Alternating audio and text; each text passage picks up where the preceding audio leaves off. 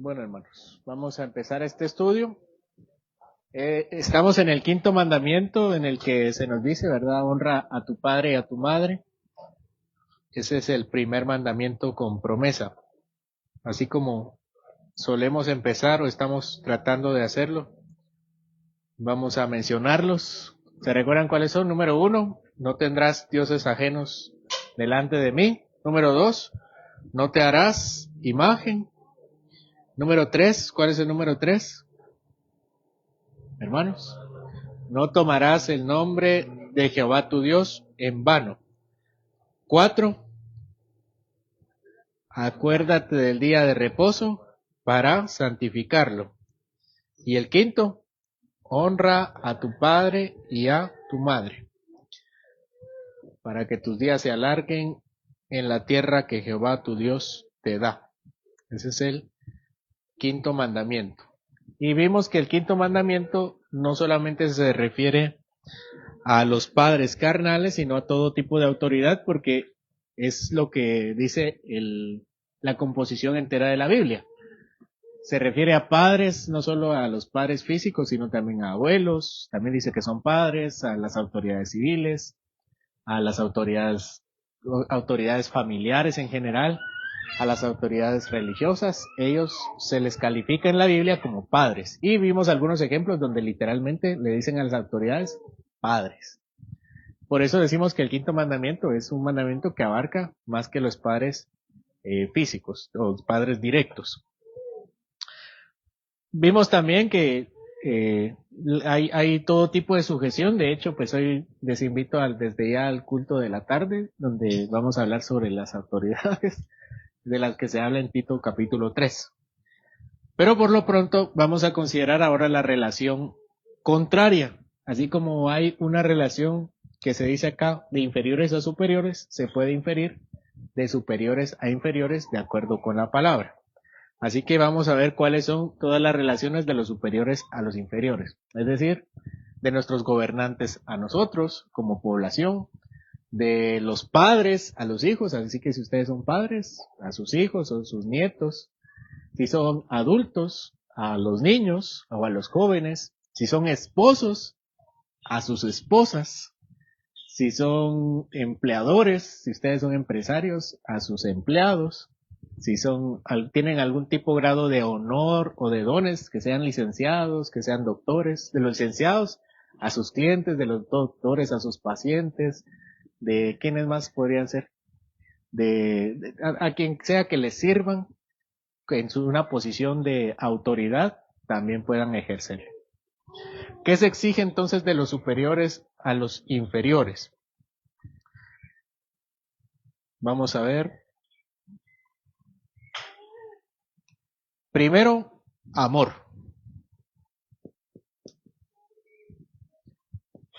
Se nos requiere amar. Esto está en Colosenses 3:19. Maridos, ¿qué dice ahí? Amad a vuestras esposas. Mencionamos que también es una relación de autoridad, porque lo dice así la palabra, ¿no? La mujer se sujete a su marido. Y el marido es cabeza de su esposa, como Cristo es cabeza del hombre. Otro pasaje, Tito 2:4, que enseñen a las mujeres jóvenes a amar a sus maridos y a sus hijos. Entonces aquí estamos hablando del amor de los padres hacia los hijos. Si uno no puede amarlos, no puede gobernarlos. Así que es la primera labor. Vamos a hablar de los maridos. Lo que suele ser más difícil para los maridos es mostrar el amor. Generalmente los varones somos un poquito más ásperos, generalmente. Hay relaciones donde hace la mujer es un poquito más áspera. Pero los varones solemos ser un poquito más insensibles, un poquito más duros en nuestro trato. Así que lo que el Señor nos pide es amar a nuestras esposas. Igual los gobernantes, imagínense, deben amar a su población. Adelante. Esa es la palabra que usa Colosenses, ¿no? Maridos, amar a vuestras mujeres y no seáis ásperos con ellas, ¿no? Termina diciendo, ¿verdad? Hay que ser un poco más dulces, hay un poco más sensibles. Así que a los esposos que son duros, no sean tan duros, sean un poquito más sensibles. Vamos con el siguiente. Deben orar por los que están gobernando. Vamos a ver, primero de Samuel 12:23.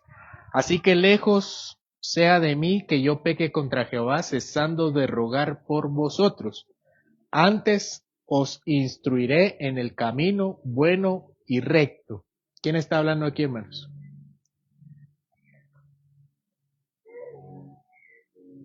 Necesito que tengan su Biblia. ¿Quién está hablando aquí? Samuel. El profeta Samuel es el pastor de la nación de Israel y les dice a Israel que me libre Dios de dejar de orar por ustedes. Entonces, los padres deben orar por sus hijos, los esposos por sus esposas. Y ustedes oran por sus hijos, que oren, que lleguen al Señor, que le conozcan, que sean salvos. ¿Cuáles son las otras decisiones importantes de una vida?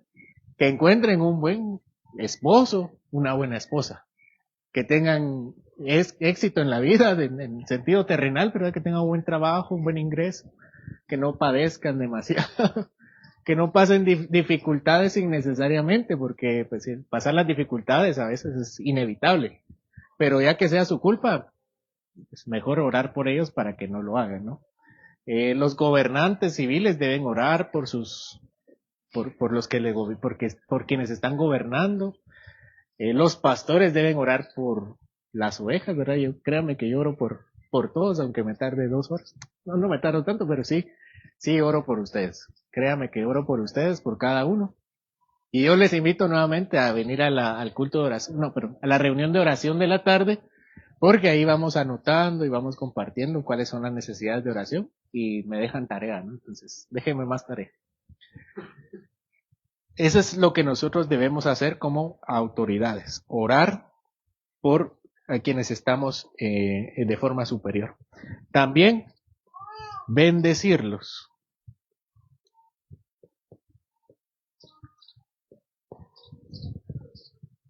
Esto va unido con la oración, ¿verdad? Se les bendice. Pero principalmente es para los pastores. Eran responsabilidad de los pastores y de los sacerdotes bendecir al pueblo. No vamos a entrar más en esto, ¿no? Instruirlos.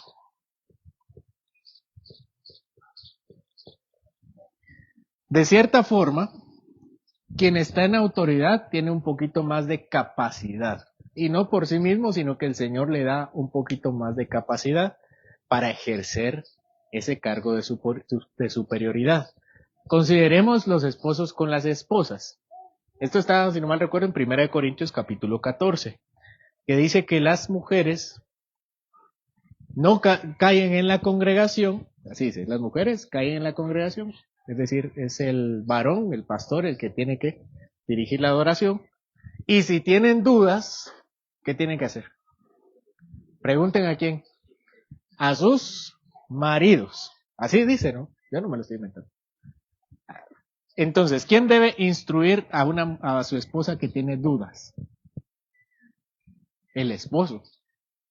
Entonces el Señor le da un poquito más de capacidad al varón para que ejerza este ministerio pastoral de su esposa, enseñándole. Entonces, hermanos, si su esposa sabe usted más de la Biblia que usted, algo no está bien. Y definitivamente no es ella. Es usted. Es usted como varón. Así que los varones tienen que, si su esposa sabe mucho, usted tiene que saber mucho más. Si ella pone atención, usted debe poner más atención a la predica. Si usted si su esposa lee muchos libros de pastores y teólogos, usted tiene que leer más todavía. Porque usted tiene que tener más respuestas que ella. ¿Sí? Pues por supuesto que el pastor también aclara. Hay hermanos que me escriben y me preguntan y con mucho gusto le respondo. Aunque a veces me tarda un poquito, pero le respondo. Pero es el esposo el principal, según la Biblia, ¿no? Es al que se le manda especialmente responder las dudas de su esposa. Aquí solo estamos viendo de superiores e inferiores, ¿verdad? Ya Ya hablamos mucho de las esposas la vez pasada. Si los gobernantes tienen dudas, pero si los gobernados tienen dudas, el gobernante tiene que explicarles, tiene que instruirles. Si el pastor tiene, pero si la congregación tiene dudas, el pastor tiene que explicarles. Son los deberes de los superiores a los inferiores. Si los niños tienen dudas, los padres tienen que explicarles. Sí, la vez pasada Melita me preguntó, ¿y por qué no hay que tocar los cables? Yo le estaba diciendo que los cables no se tocan. ¿Por qué no hay que tocar los cables? Ay, ¿cómo le explico la teoría de la luz? No. ¿Cómo le explico de una forma que ella entienda? Pero no solamente las cuestiones terrenales, sino principalmente las cuestiones espirituales, para que conozcan al Señor. Esa es una de las responsabilidades que nos deja Deuteronomio. ¿Se recuerdan de Deuteronomio capítulo 6? Y estas palabras que te mando hoy, las repetirás a tus hijos, pero que estarán sobre tu corazón y las repetirás a tus hijos y hablarás de ellas estando en tu casa y andando por el camino al acostarte y cuando te levantes. Esa es la responsabilidad. Porque se les ha dado un ministerio mayor, ellos deben ejercerlo con más responsabilidad. Vamos con el siguiente. Deben aconsejarlos. ¿Recuerdan algún texto donde autoridades aconsejan a quienes están en una posición de gobernados?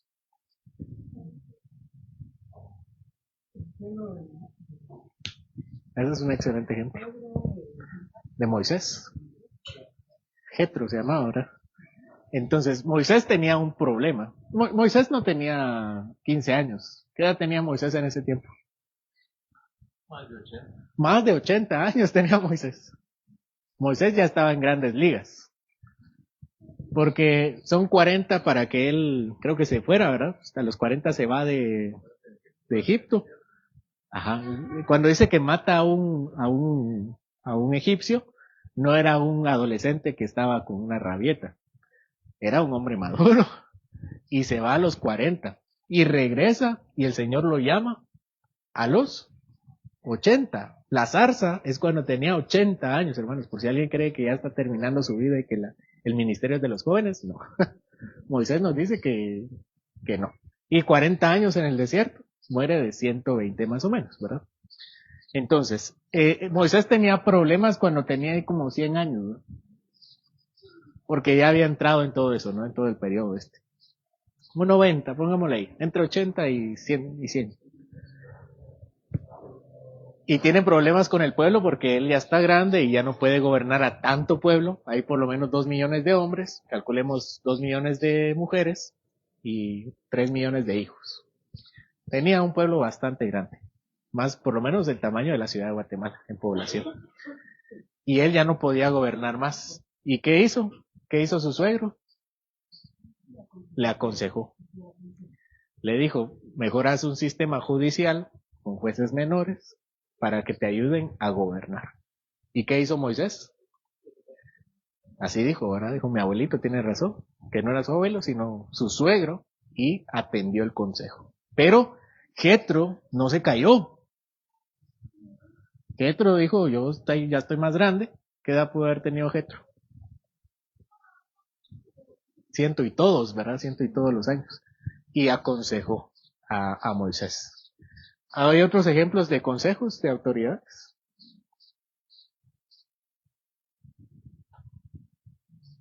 El mismo David con su hijo Salomón, ¿verdad? Escucha, hijo mío, mi consejo. Y ese es el estribillo de todo Proverbios. Escucha, atiende. ¿Por qué te has de ir por un mal camino? Esa es una de las consignas de todo el libro de Proverbios. ¿Algún otro consejo que recordemos? A Roboam. Sí, Roboam era el rey, pero el rey era un rey joven y tenía consejeros, los consejeros de su padre Salomón. Entonces él le pregunta y le pide consejos. Y ¿qué le dijeron los ancianos a Roboam? Sí, ese fue el consejo, ¿verdad? Escucha al pueblo. Ellos eran más grandes, es cierto, Salomón era el rey. Había ahí una especie de reciprocidad en la autoridad, porque él era el rey y entonces los ancianos van con un poco de respeto delante del rey, pero también el rey, como era joven, le pregunta y les pide consejos. Y el consejo era escuchar al pueblo y que les bajaran los impuestos y las cargas. ¿Y qué dice Roboam? Más impuestos, más cargas. Pero los ancianos le aconsejaron. También tenemos uno que vimos recientemente en Tito, a las mujeres ancianas. ¿Qué le dice a las mujeres ancianas?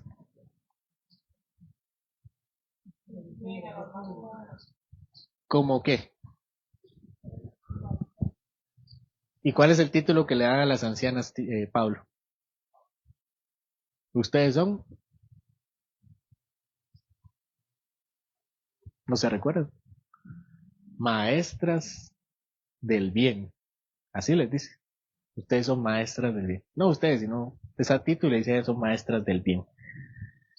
¿Qué les tenían que enseñar a las más jóvenes? Amar a sus esposos. ¿Qué más? Amar a sus hijos y gobernar bien su casa. Esos eran los consejos que debían darles. No era palabra de Dios, era un consejo. Mira, recíbelo con carne asada, no sé, cosas así. Algo, ¿verdad?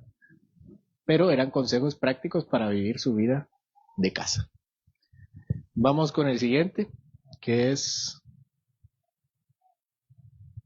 amonestarlos. Algo difícil, pero que tienen que hacer las autoridades. Ejemplos de amonestación.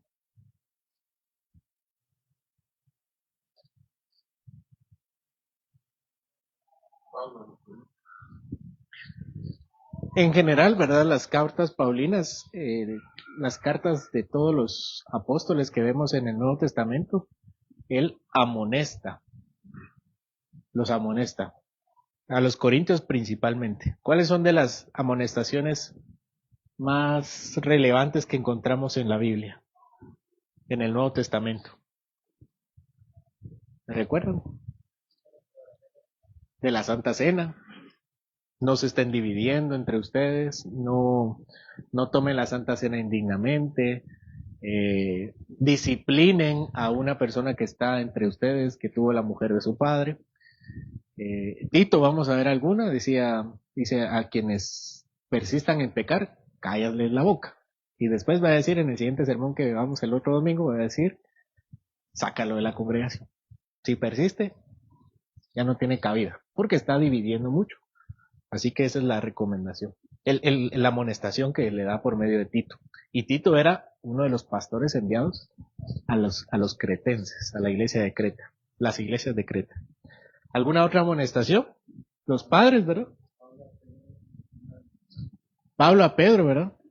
Solamente que ahí lo vamos a hablar en la siguiente ocasión, que son las relaciones entre iguales. Pero, ¿tenemos algún otro? Samuel a Saúl como su autoridad. Y después lo amonesta, lo regaña. Sí. Tenemos la de los padres a los hijos, que es un poquito más clara, ¿verdad? Efesios 6:4. Vosotros padres no provoquéis a ir a vuestros hijos, sino criadlos en disciplina y amonestación del Señor. A veces las personas grandes tienen que amonestar a las personas pequeñas, los padres a los hijos, los suegros a sus nueras, a sus yernos, los esposos a las esposas también, a veces hay que amonestar. Por eso hay que ser más sabios, los varones tienen que ser más sabios para saber cómo amonestar también. No es de acuerdo a la Biblia, el matrimonio no es una relación entre iguales en autoridad. Es una relación donde el varón tiene que ejercer un liderazgo. En amor, como ya vimos, y en sabiduría, que incluye amonestaciones. Pero para eso que el varón tiene que ser más maduro. Bueno, por supuesto, las amonestaciones vienen también de las autoridades civiles. Para eso las ha puesto y les ha dado la espada. Eso es lo que dice Romanos capítulo 3. Siguiente. Aprobar.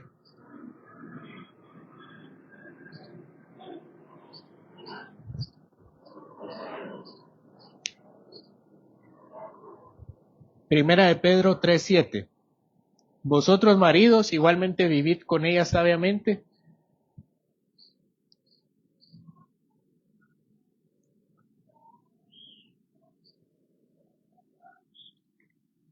dando honor a la mujer como vaso más frágil.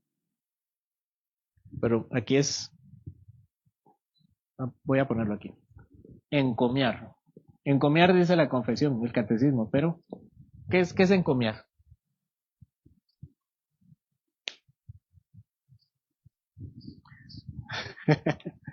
Vamos a usar, es que se usa encomiar para no confundirla con una palabra más fuerte, que es alabar. Pero alabar en el sentido de reconocer, de darle estima, no es la alabanza, la adoración del Señor, ¿verdad? Es elogiar, muy bien, elogiar. Maridos, vivir con ellas, con sus esposas, sabiamente, ¿dando qué? Honor. Entonces, ese liderazgo es un liderazgo que también aprueba. Mira qué bonita te vestiste hoy, qué buenas decisiones tomaste, ¿verdad? Cosas así. El alabar, reconocerla como a vaso más frágil, como quien necesita cuidado, ¿verdad? En las palabras. También tenemos de los gobernantes, primera de Pedro 2:14. Ya a los gobernantes como por él enviados para castigo de los malhechores y alabanza de los que hacen el bien. Entonces las autoridades civiles no solo tienen que castigar al malo, ¿qué tienen que hacer? Reconocer al bueno. Algunos ejemplos de nuestras autoridades reconociendo a los buenos. Hay, ¿verdad? Al menos en nuestro país. La Orden del Quetzal a ciudadanos ejemplares, pues si se lo merecen o no se lo merecen, no sé, pero hay una institución. ¿Qué otro? Les parezca que lo merecen, ¿no? Es que yo no conozco a quienes se lo han dado. Entonces no puedo decir que a todos se lo merecen. Pero sí, ese es el objetivo de la Orden del Quetzal, reconocer a los buenos ciudadanos. ¿Qué otra institución en nuestro país? Por institución me refiero a evento o... El CACIF premia a los empresarios. Otra vez, si ustedes tienen una idea del CACIF, pues es muy personal, pero estamos hablando de la ceremonia de reconocimiento a los empresarios, ¿no? Entre ellos, pues. También tenemos el maestro 100 puntos. ¿Conocen el maestro 100 puntos? Reconoce a los mejores maestros de nuestro país. Entonces ahí tenemos, las instituciones tienen ciertas formas de alabarse. Si no las tienen, tienen que corregir, porque la palabra nos dice que las autoridades deben alabar a los buenos. En los trabajos, pues si alguien hace algo bueno, le dan su premio, digo yo, le dan su reconocimiento en monetario o en pizza, si se quedaron hasta tarde, o algo, ¿verdad? Aunque sea un reconocimiento, ¿verdad? 30 años de labor, 50 años de labor. Mucho, ¿verdad? Tal vez es de mi experiencia, que sí he visto, lo vi allá, 50 años de labor. Pero eran formas en que ellos alaban. Y eso está bien y es bíblico. Y es una obligación de todos los que están en autoridad. Todos. Entonces, cuando vemos que los jefes alaban a sus empleados, no es algo ¿cómo se le llama eso? Algo de empresarial, ¿verdad? No es algo meramente empresarial, es un mandamiento que nos da el Señor. Si ellos entienden que es de la Biblia o no, pues eso es lo de menos para nosotros. Para nosotros es algo obligatorio. Si ustedes tienen una empresa, tienen que reconocer a sus buenos empleados, de alguna forma. Si ustedes son padres, reconozcan a sus hijos. Si son esposos, a sus esposas. Si son, ¿qué más? Bueno, de todo. Gobernantes, a sus gobernados. ¿Alguna otra? ¿Dijeron otra por ahí? El Nobel es una forma de reconocer a las personas que ejercen la ciencia, ¿verdad? Bueno. Aunque eso también podría entrar en la siguiente, que es entre iguales. Vamos con el siguiente.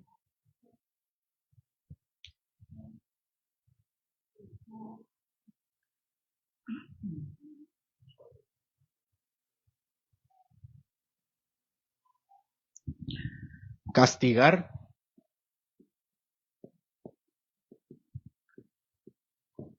¿Cuál es la diferencia entre una amonestación y un castigo?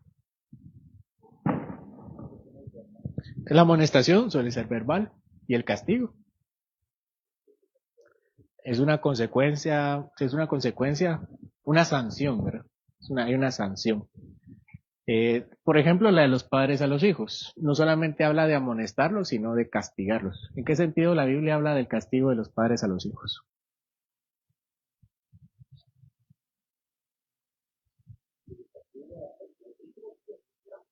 ¿Cómo?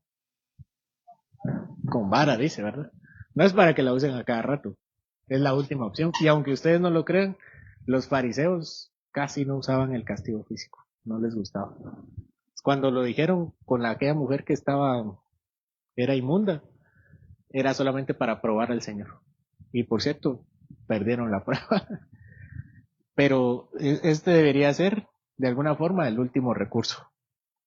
También lo dice acerca de los gobernantes físicos, ¿verdad? Perdón, de los gobernantes civiles. Romanos 13:4, los magistrados no están para infundir el temor a los que hacen el bien, sino al malo. Porque no en vano llevan la espada, pues es servidor de Dios y vengador para castigar al que hace lo malo. ¿Cuáles son las sanciones que ejercen nuestras autoridades civiles? Los castigos. En nuestro país suelen ser multas, cárcel la más fuerte, la más conocida, y pues también se supone que debe ser la pena de muerte, pero por el Pacto de San José ya no lo hace. Pero también la Biblia les da, como dijimos, la interpretación de espada es para una pena de muerte, ¿verdad? También es la última opción. ¿Hay alguna forma de castigos entre autoridades, de autoridades a sus subordinados, que ustedes recuerden?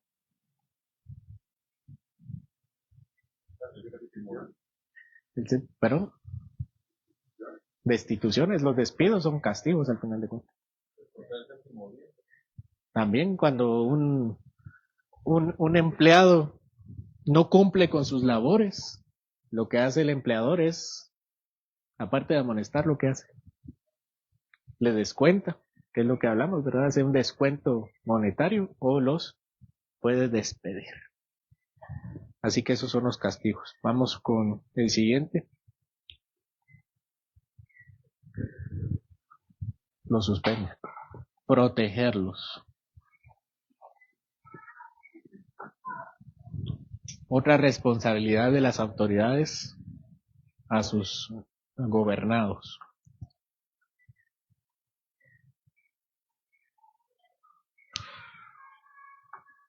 ¿Tenemos algún ejemplo de protección? El mismo pasaje de Pedro dice que debemos, 3:7, que debemos tratarlo como a vaso más frágil. ¿Qué implica esto? ¿Qué hay que hacer con un vaso que es frágil? Cuidarlo. De por sí el vidrio es frágil. Y aquí dice que las esposas son el vidrio más frágil, al que hay que cuidarlo con más empeño. Protegerlas. ¿Cómo deben proteger las autoridades civiles a sus gobernados? Según la Biblia debe ser como con una espada. ¿Cómo nos protegen las autoridades civiles? Nuestras autoridades civiles. ¿O cómo deberían protegernos? A través de nuestras leyes. Incluso las guerras, hay guerras que pueden ser guerras legítimas, ¿verdad? Como guerras de defensa. Imaginen que viene una nación, viene El Salvador, ¿no? Mejor Honduras, son mejor. No, cualquier nación, ¿no? Viene con nosotros, ¿qué hace la autoridad? Es de Honduras, ¿no? Nicaragua. Entonces Nicaragua. Otro país, Belice. Una nación cualquiera. Y viene con nosotros, ¿y qué hace nuestra autoridad? ¿Qué debe hacer? ¿Cómo lo hace?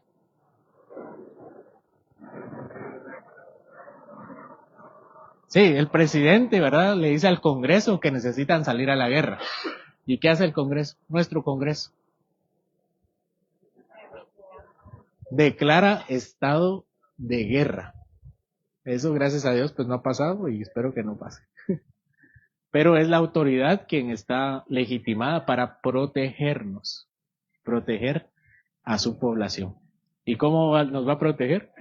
Va a sacar al ejército. Y no van a, como había una política en México, no sé si ustedes la escucharon con el gobierno anterior de el señor, ¿cómo se llama? Andrés Manuel López Obrador. ¿Se recuerdan cuál era la política para proteger a la población del narco? ¿Nunca la escucharon? Abrazos, no balazos, decía él.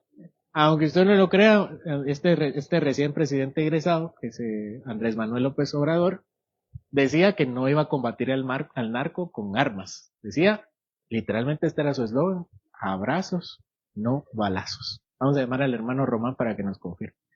Pero ese era el eslogan. ¿Eso era correcto? No era correcto.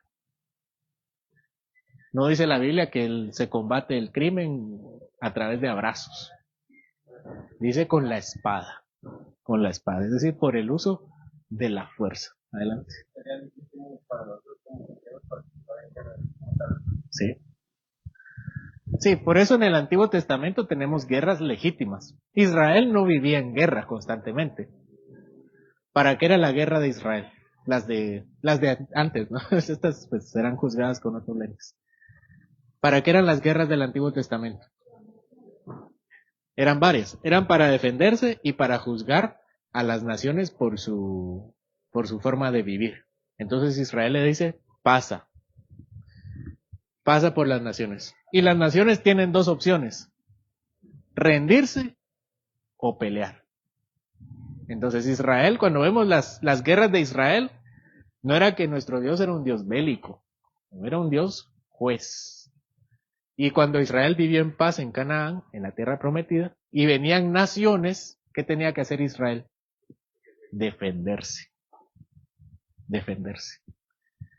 Hablemos en el Nuevo Testamento. Esto está en Lucas. Lucas 4 creo que es. Cuando vienen los centuriones con Juan el Bautista y le dice, ¿nosotros qué haremos?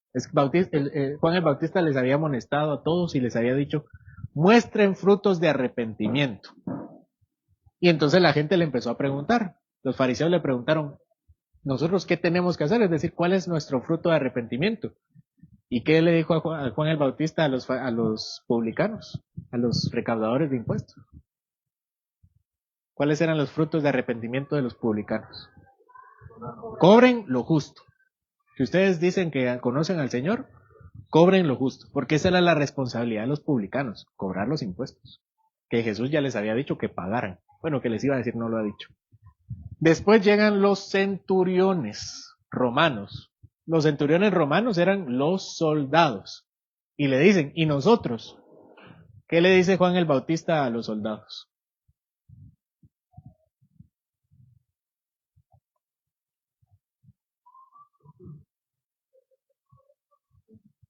Sí lo tenía, pero no me acuerdo, dicen.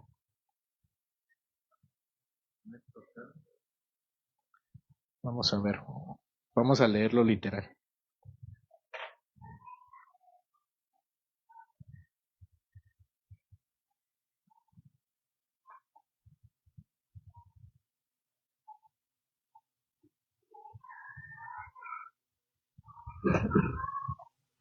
Lucas 3.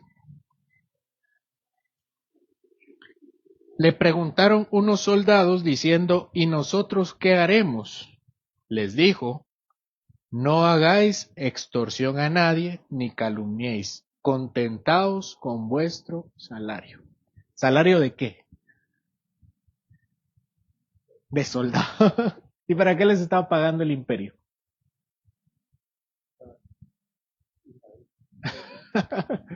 para mantener la Pax Romana, que había sido inaugurado por Augusto unas décadas antes. Entonces, los romanos tenían que vivir en Judea, suprimir toda rebelión y en general ser policías con el sueldo y debían contentarse. El Señor no le dice, ustedes ser soldado es pecado. Aquí abrazos no balazos. No, abrazos no espadazos. Eso no les dijo. Lo que le dijo el Señor es, conténtense con su salario de soldado. Lo que les pagan para hacer su trabajo es suficiente para ustedes. No estén extorsionando. Bueno, entonces deben proteger. Igual los padres a los hijos, por supuesto, es algo más evidente. De sus hijos, ¿verdad? Los padres, que no se apresuren a destruirlo. Y ese proverbio se relaciona muy bien con hijos rebeldes. ¿Qué pasaba en el Antiguo Testamento cuando había hijos rebeldes? Hijos que ya eran completamente incorregibles. Los apedreaban. Se pasaba a los ancianos y los ancianos decían, hay que apedrearlo. Pero este proverbio nos dice, eso se hace lento. Primero hay que tratar de contenerlo. Se protege, no se expone al juicio innecesariamente. Vamos a pasar con otro, si no tiene nadie otro que mencionar. Proveer. Proveer según la necesidad, o según el cargo también. ¿Quién debe proveer para la casa? Principalmente. El padre. ¿Dónde está eso? No dice. ¿Dónde dice eso la Biblia?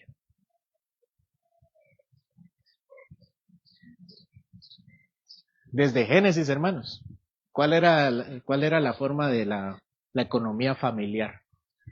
¿Cuál era el castigo a los varones? Trabajarán con el sudor de su frente. Así dice, ¿verdad? Entonces ya trabajaban los varones y las mujeres también. Pero al varón le dijeron, tú vas a ser el principal responsable y te va a costar. Y la responsabilidad de la mujer era, en el castigo, ¿cuál era? Con dolor parirán a sus hijos. Bueno, entonces tenemos que el varón es el principal proveedor, pero la madre también puede ser una proveedora en el sentido de recursos y si no, pues simplemente en el cuidado y administración del hogar, donde tenemos a mujeres proveyendo para su casa. La mujer virtuosa de Proverbio 30, ese mencionaste, ¿verdad? Que dice que ella sale y hace sus negocios y regresa y provee para su familia y su esposo la alaba y sus hijos también la alaban. Esa es una de las virtudes de la mujer virtuosa, que salían y hacían su trabajo y regresaban con provisión. También tenemos a Ruth.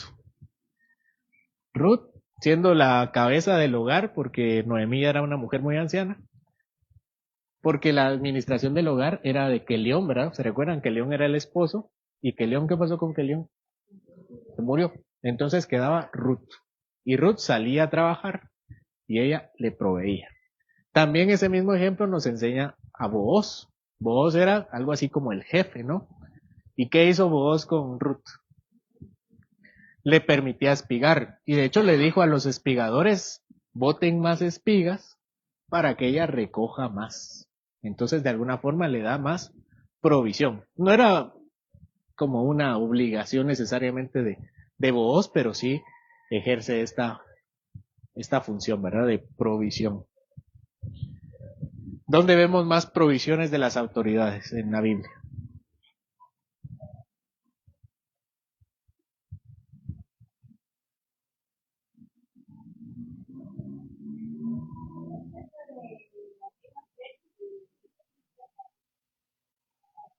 Del tío Esther.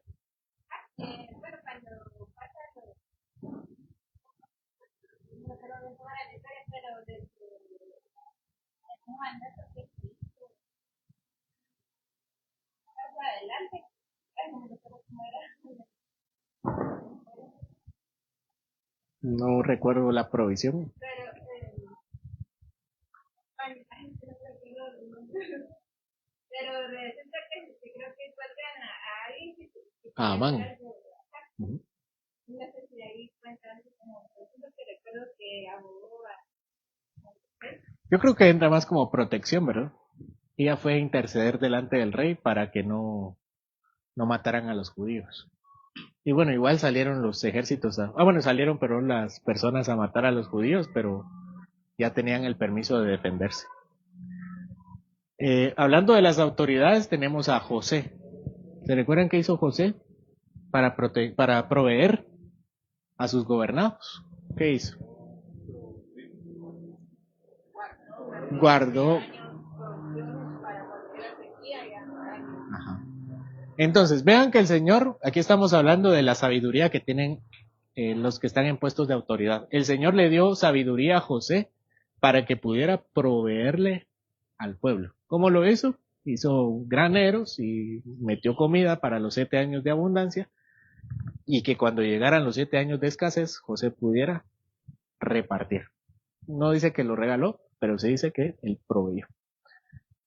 ¿Tenemos algún otro ejemplo?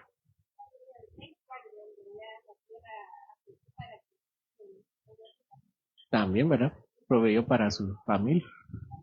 Sí, el rey permitió al pueblo que se asentara en la tierra de Gosén para que pudiera hacer su vida. Y así, ¿verdad? Cuando el rey Artajerjes, cuando Nehemías quería regresar a la tierra para reconstruir las murallas, ¿qué hizo el rey Artajerjes?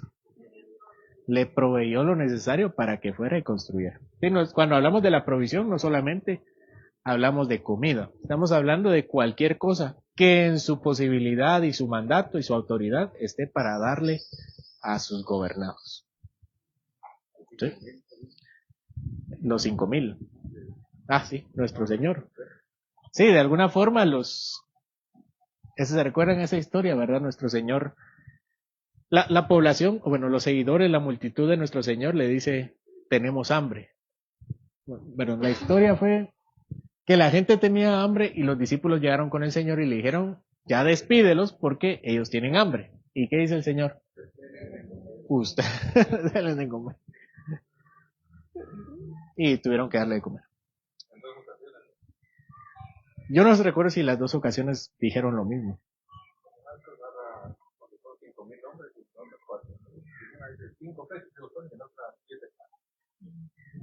Sí, ¿verdad? Se les había olvidado el milagro. Eso sí recuerdo. Bueno, sigamos con el siguiente.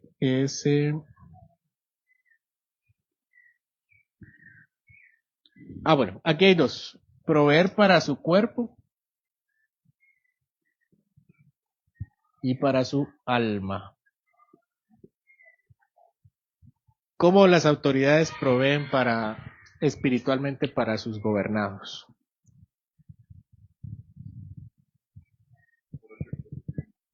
Por ejemplo, los pastores proveen la palabra y para eso tienen que prepararse ellos mismos, ¿verdad?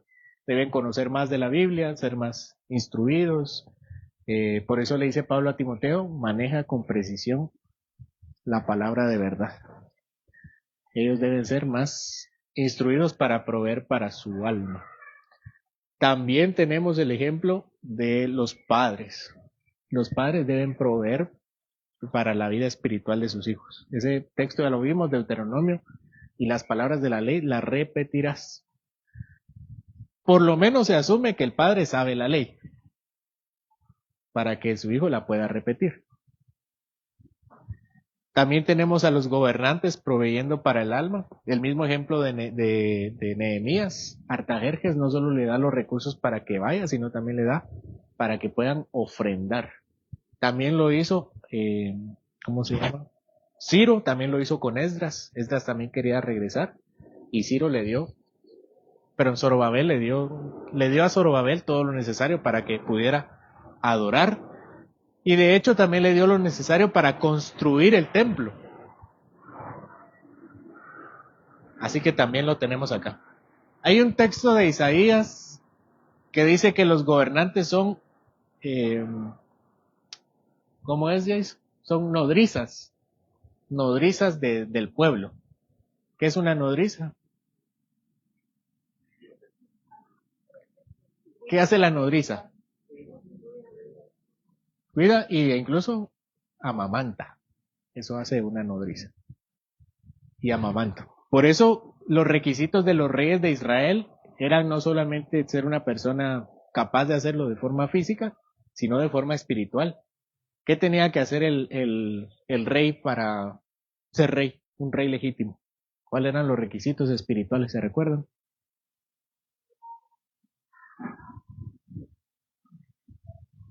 ¿No? Ellos debían conocer la ley y guardar una copia de la ley. El rey no solo tenía que tener una capacidad de liderazgo civil, sino también una estrecha relación con el Señor para poder liderar. Y esa era la triste historia de Israel. Si el rey estaba mal espiritualmente, el pueblo estaba mal espiritualmente. Y si estaba bien, estaba bien. Por eso Josías es quien manda a hacer la Pascua otra vez. Él lidera, provee lo necesario para la vida espiritual de su pueblo. Vamos con el siguiente.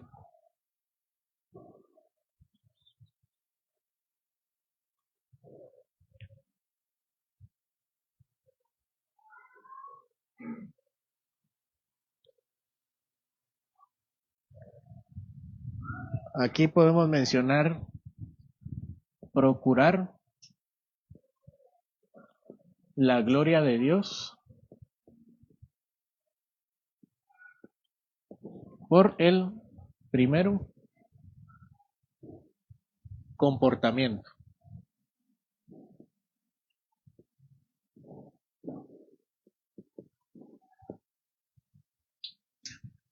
Donde vemos que las autoridades deben ser ejemplos.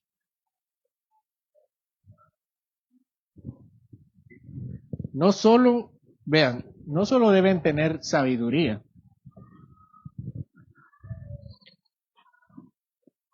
sino deben ser ejemplos. Por eso están en autoridad. Tenemos el ejemplo de Tito. ¿Cuál es el ejemplo de Tito?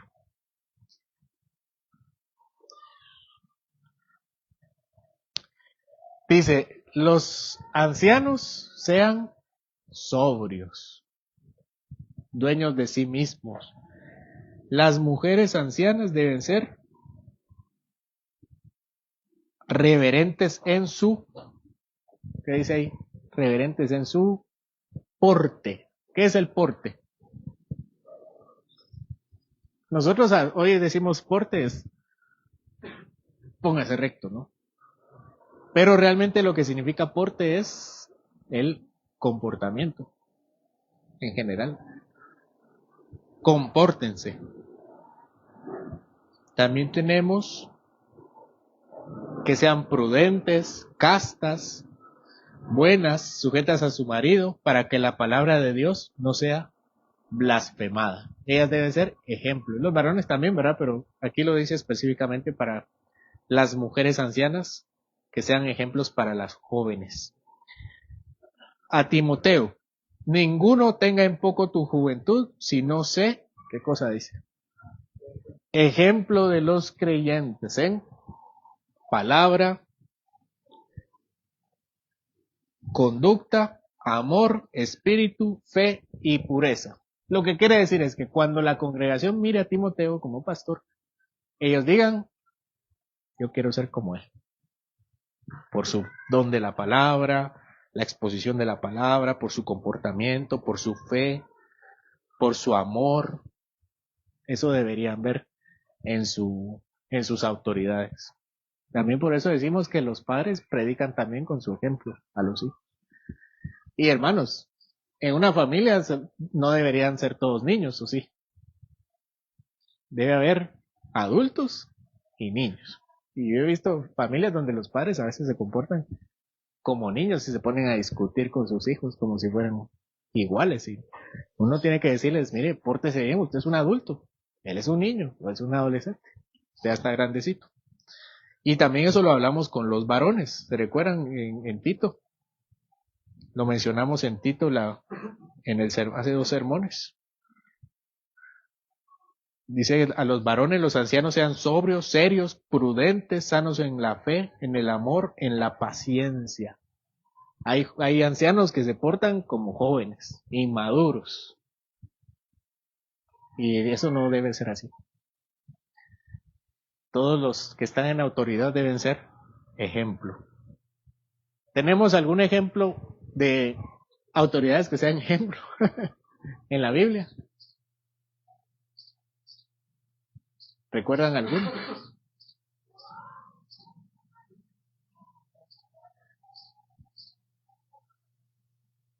Hermanos. Podemos mencionar al rey David. El rey David era el estándar de un hombre piadoso. Con todo lo que hizo, el Señor dice que él es el estándar de un rey piadoso. Bueno, seguimos.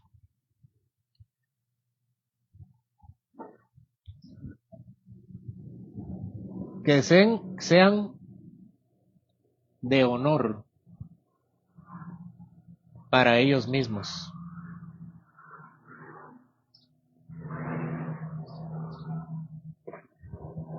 Es que cuando una autoridad se porta mal, son deshonra.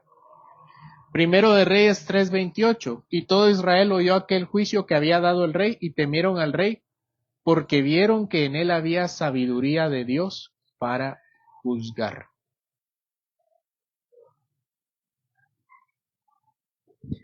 ¿Qué hizo el pueblo cuando vio al rey juzgar justamente? Temieron y le dieron honor. Esta persona sí, pues, es una buena autoridad. Le dieron el honor debido a su comportamiento. Seguimos con este último, aquí vamos a terminar. Y en conclusión, nos podemos decir que estos son uno mismo. Y preservar su autoridad.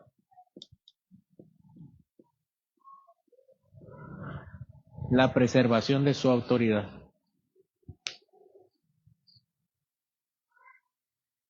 Tito 2:15.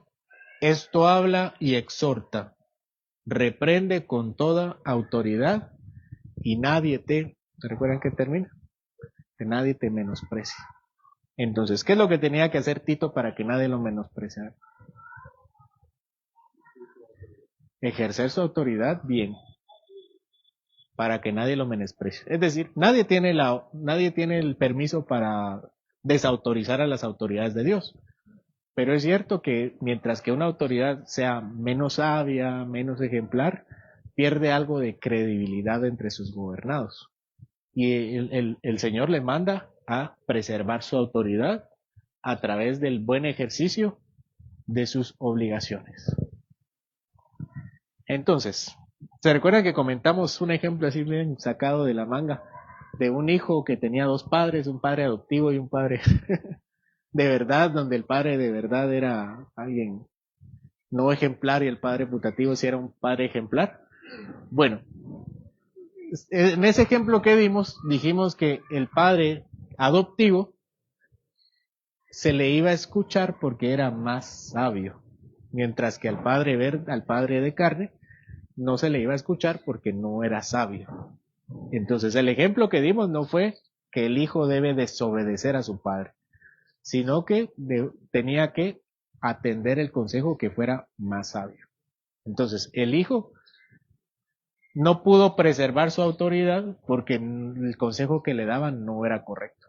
Y la palabra manda a todas las autoridades a preservar su autoridad por el cumplimiento de sus deberes. Entonces, si las esposas son rebeldes con sus esposos, son inconformes, contestan, están, ¿qué podemos decir?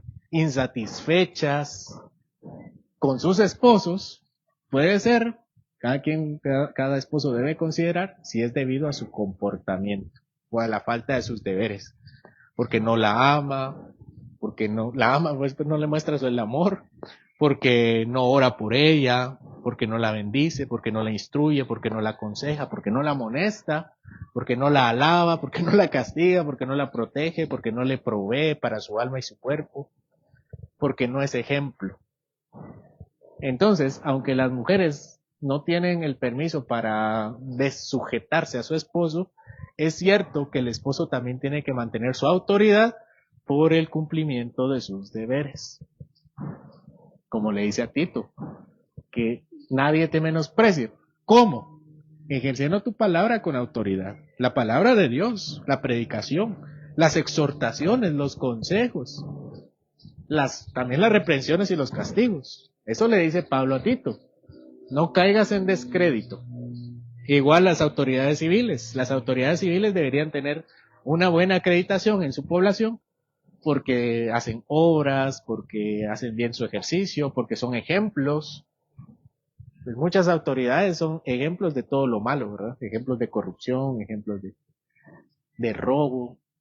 Y eso es lo que nos dice el Señor, que deben mantener su autoridad por el cumplimiento de sus deberes.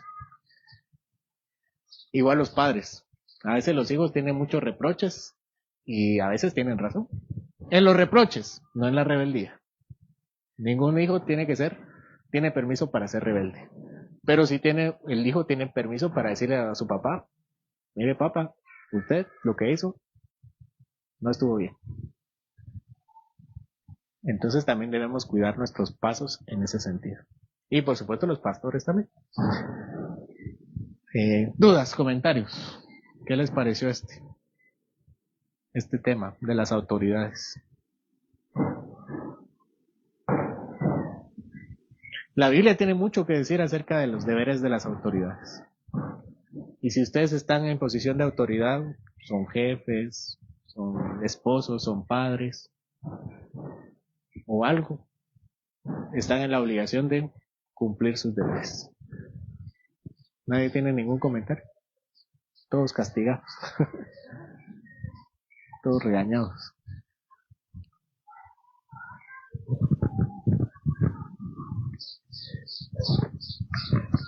Como es un principio, y la autoridad también en algún momento dado también es subordinado. O sea, siempre va a ser así, porque aún los jueces llegan a su casa o tienen un jefe. Así lo dice Eclesiastés, sobre el alto verá uno más alto.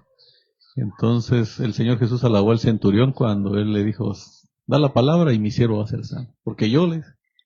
Entonces el que sabe ser autoridad también sabe ser subordinado, que es un principio de doble vía, ¿no? Buen ejemplo. El centurión.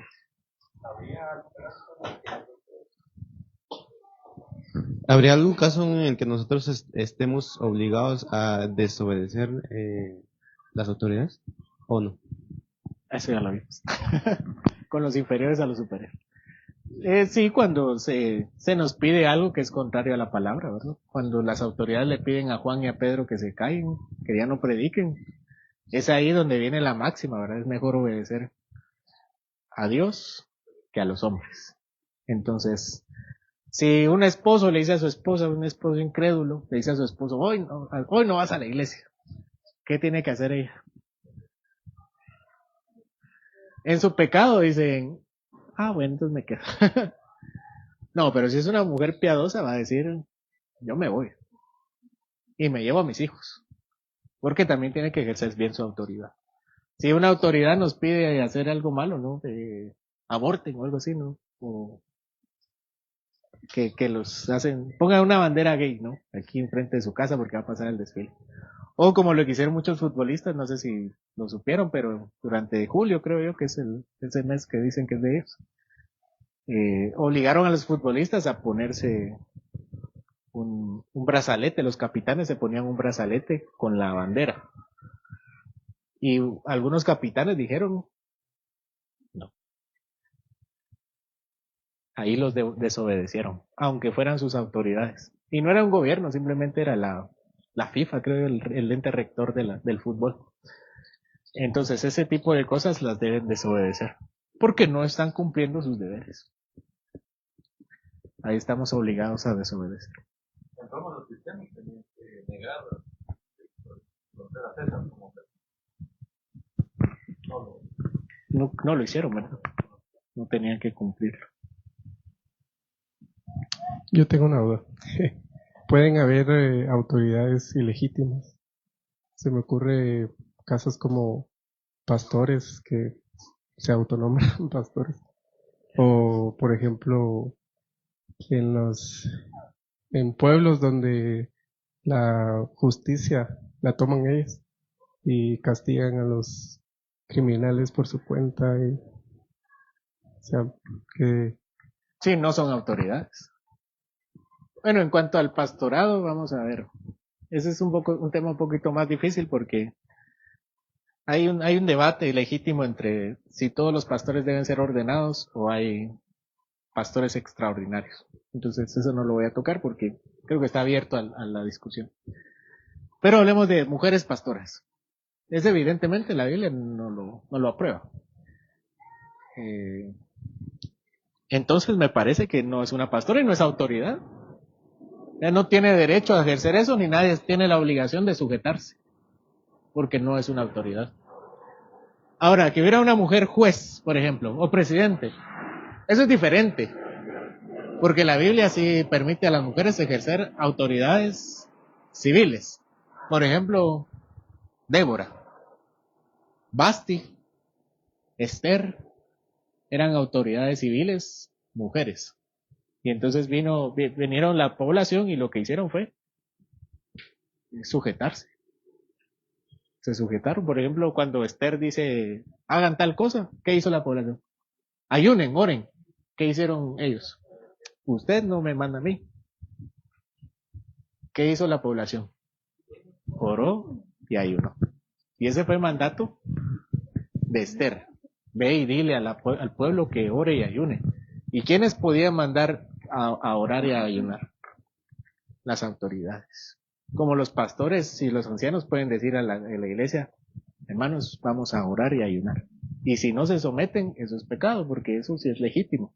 Esos mandamientos sí son legítimos. Entonces, lo que vemos ahí son autoridades, no son autoridades en lo absoluto. Por ejemplo, los golpistas, ¿verdad? Cuando hubo golpes de Estado de Guatemala, ellos no eran legítimas autoridades. Porque había una autoridad y ellos se rebelaron con la autoridad y dijeron que ellos eran autoridades. Y eso no está bien. Bueno, no vamos a discutir la historia de nuestro país, pero eso pasó. Adelante.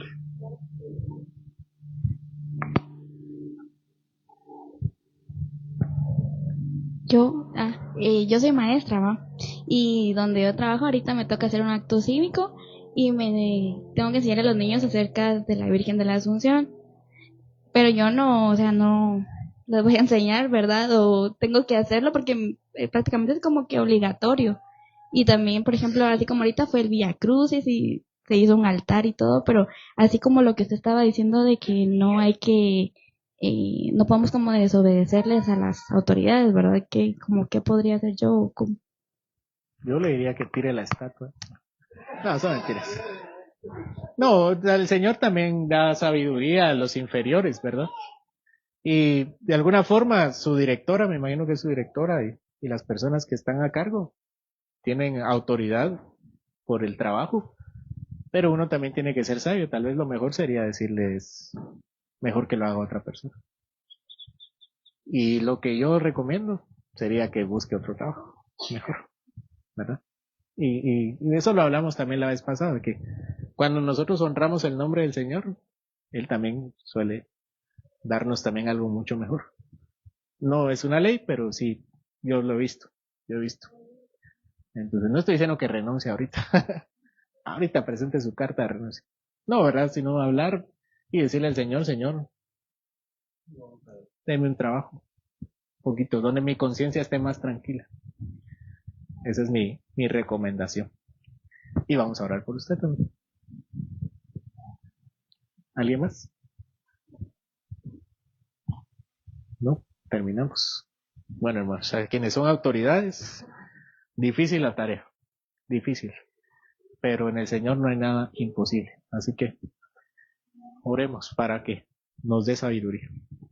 Señor, una vez más nos presentamos para buscarte en todo momento, para buscarte acerca de nuestra vida, en la que reconocemos que muchos de nosotros, siendo autoridades, siendo padres, esposos, siendo ancianos, ejemplo de jóvenes, pastores, jefes, o en cualquier posición que tú nos has puesto de ser ejemplo, reconocemos que no siempre hemos cumplido con nuestro mandato, pero te pedimos perdón y sabemos que tú nos perdonas en Cristo Jesús, no solamente quitándonos la culpa, sino también transformándonos para que nuestro viejo hombre sea crucificado y el nuevo hombre, Señor, se parezca cada vez más a ti y a tu gobierno, el cual has dado a Cristo Jesús, y es un gobernante sabio en nuestra vida, nos ama, nos guía, es nuestro pastor,